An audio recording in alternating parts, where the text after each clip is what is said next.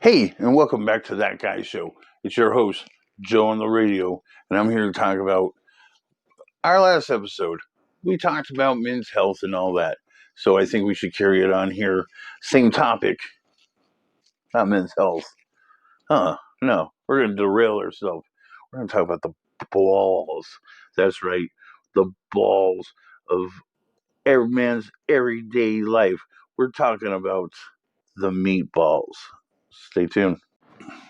Now, when I say meatballs, it can be made from nearly any protein you can think of. Beef, pork.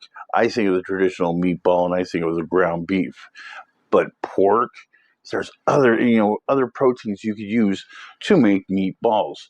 And just say this is that if you're going to serve four, you might want to start off with about a pound and a half of either meat or fish.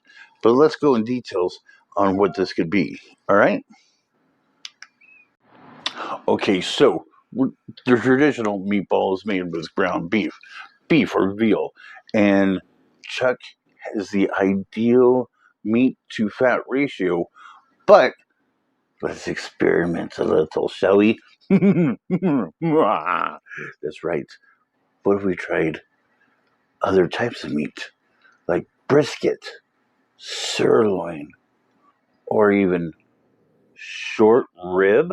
What? No way. But now also, like I said, there's other proteins, sort of like chicken or turkey. The mild flavor of the chicken or the turkey also works well with meatballs. For the best flavor, seek out the dark meat instead of the super lean breast. Can't go wrong with the breast though. So let's think outside the box more. And I mentioned this before. Pork? A pork ball? What? That's crazy. And do I dare say a straight sausage? The sausage meatball. Breakfast is, what a cool time to have a meatball, a sausage ball in the morning.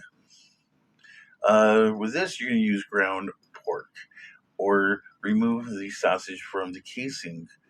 And fresh chorizo works as well.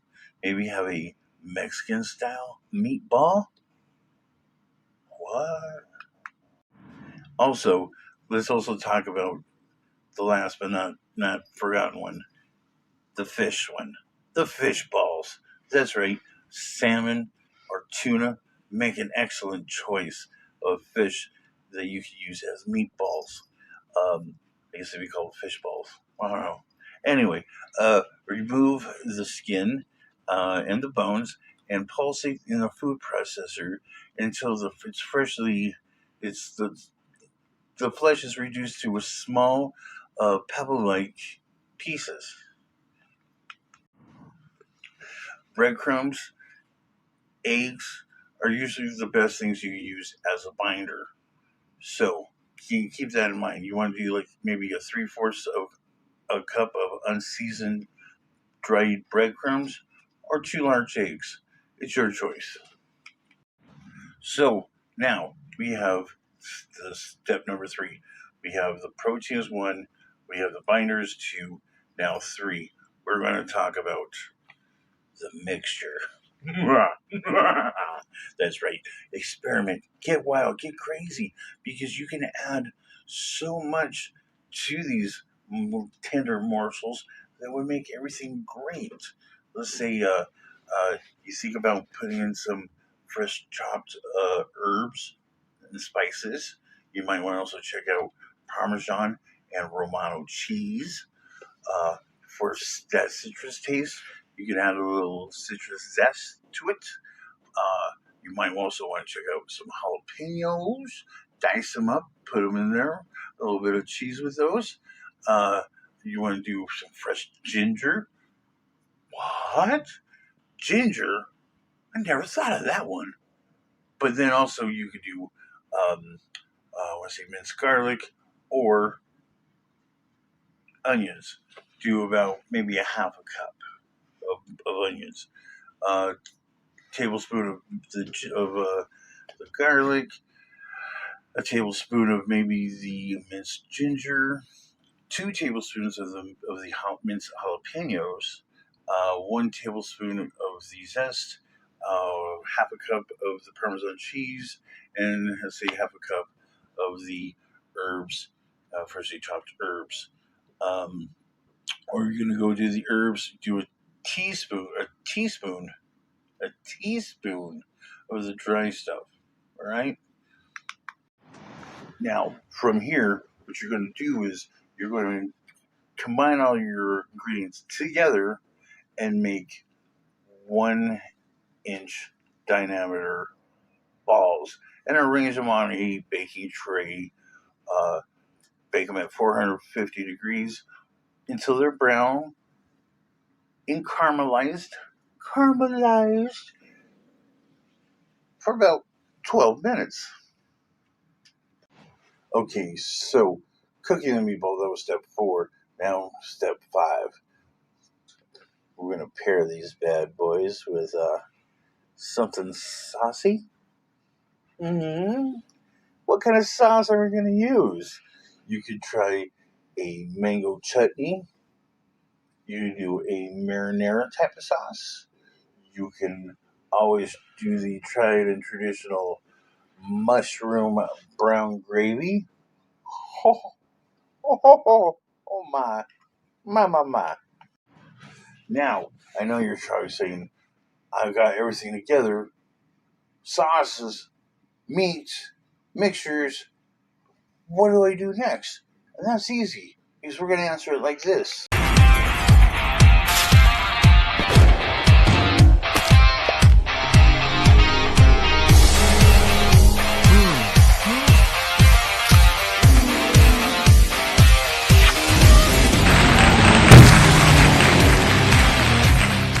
So, you got everything together. We're going to turn around and make a dish now. You can either do the mushroom brown gravy, a Swedish meatball. Hello. You want to use your proteins as either the beef or the pork on that.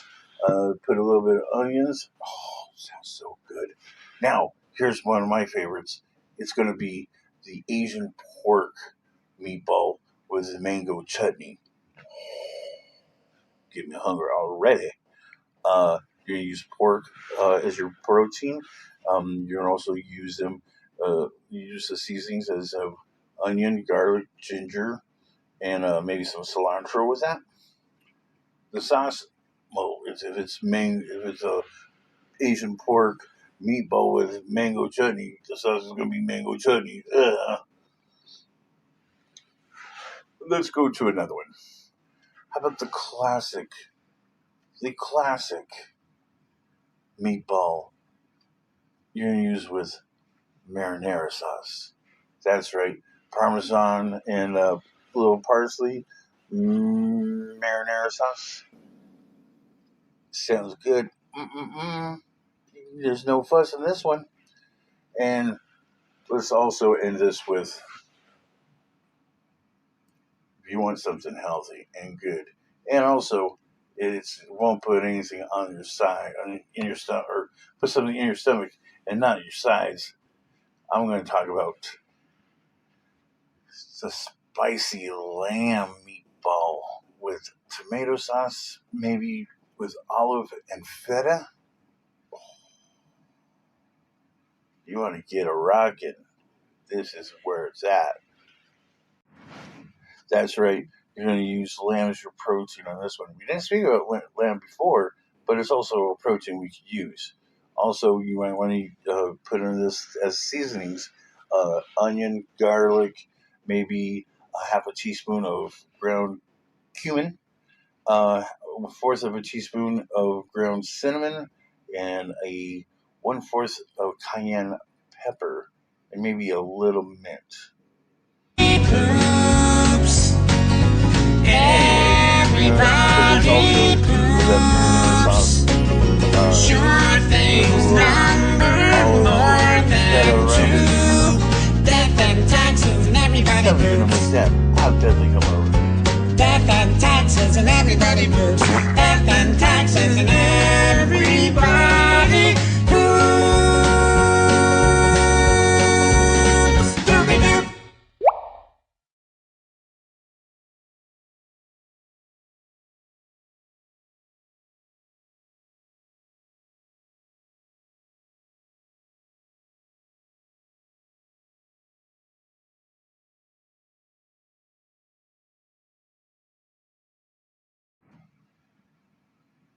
I forgot what I was going to say.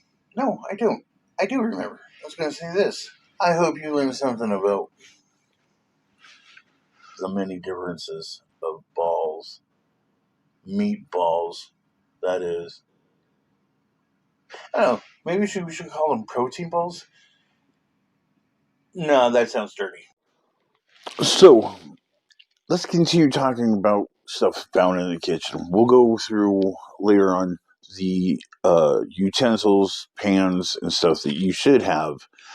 But I want to jump ship real quick and talk about a particular tool that you use in your kitchen. And what's one of my favorites is, and I've gotten meals out of it that was great. But there's such a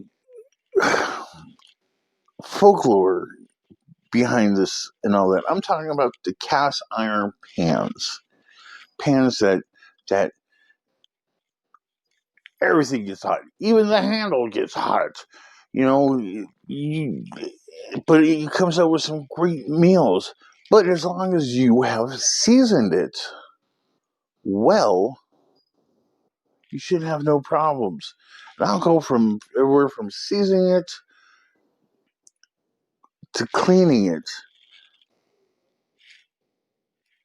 Yes, there's a certain way of cleaning cast iron pans, and I'll tell you all about it in a second.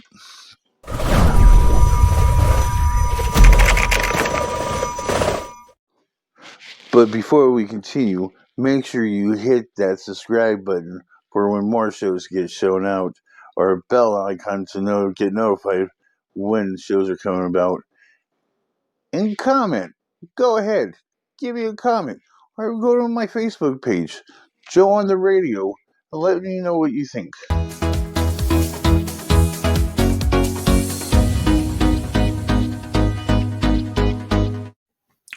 So we're talking about cast iron pans and all that. So what we're going to do is, once we get the cast iron pan first, is we're going to season it. Season it means that it has all these little pores in a brand new pan. If you look at a brand new cast iron pan, you look at it, it has a lot of these little pores all through it. And what you want to do is you're going to fill in all those pores. Sounds pretty big, huh? But if it's a small pan, it's not that bad. So you're going to use some sort of animal fat grease with this. It could be bacon, it could be pork, it could be lard, it could be deer. I don't know, anything you want. But you're going to get a towel, paper towel. You rub a little bit. You can put a little bit on there. Grease that with animal fat, and you're going to apply it to your pan in a circular motion all the way through. Get around the edges. You want to also, just inside. You don't need to worry about the outside because you're not going to cook on the outside. So you're going to just make sure coat the whole entire inside of the pan. From there, what you're going to do is you're going to go to your oven. Now with everything coated inside the pan, all the way around on the inside, as much as you have, you're going to put this pan now in the oven, pretty much baking it, 350 degrees for half an hour. That way, all that grease and all that forms over those little divots I was telling you about, little holes. It's going to cover those into it. We're giving it a somewhat non-skid feel to it. Now, my suggestion is that certain pans are cooked for certain things. So your one pan is going to be just for beef. One pan is going to be just for chicken. One pan is going to be for your pork, or beef and pork in one pan, chicken and fish in the other pan. Why? Because if you cook them in both in the same pan, your fish is going to taste like beef. Your pork is going to taste like your chicken, and so on and so on. That's why you dedicate one pan to one certain protein and all that. Also, I'm going to get flack on this one. I just know it. Just on the case that it happens again. 30 minutes, 350 degrees. Take out your pan, dump out the grease, wipe it around again, make sure everything's smooth, and put it back into the oven for another hour without the grease. Once that's done, you're going to take it out, wipe it down again, and for heaven's sakes, don't put detergent on this new coated pan. You're going to mess up everything you just got done doing. You would waste 2.5 hours of your day because you washed it out. And for heaven's sake again, no citrus, no tomatoes, cooking tomato sauce or anything. Why? This runs the risk of your pan rusting rather quickly and all that. So, we baked it twice. I told you, watch out for what not to cook inside of it. And I think right now would probably be the best time to talk about how we clean this cast iron pan. So, to clean this pan, all you're really going to need to do is clear all food out, fill it up with hot water, put it back on the stove, and turn it on. Let that heat and steam rinse out that pan for you. And once everything looks clean, like I said, you want to keep that coat on there. You're not going to put detergent or soap on it. You're going to dump it out, wipe it down, and I would usually let it hang upside down in your rack. Let all the water out. Keep it from rusting up. It's how you're going to keep your cast ironish. And the great thing about cast iron pans is that if something does happen, you did put detergent or stuff starts sticking to the pan, you can always go back and re-season it once again. Same process, 350, half an hour, little animal fat on top, take it out, pour it out, wipe it around again, and another couple of hours, put the pan in. It should be good as new. I hope this works out, and anyone tells you, where'd you learn this pan thing from? Just tell them, that guy told me. That guy.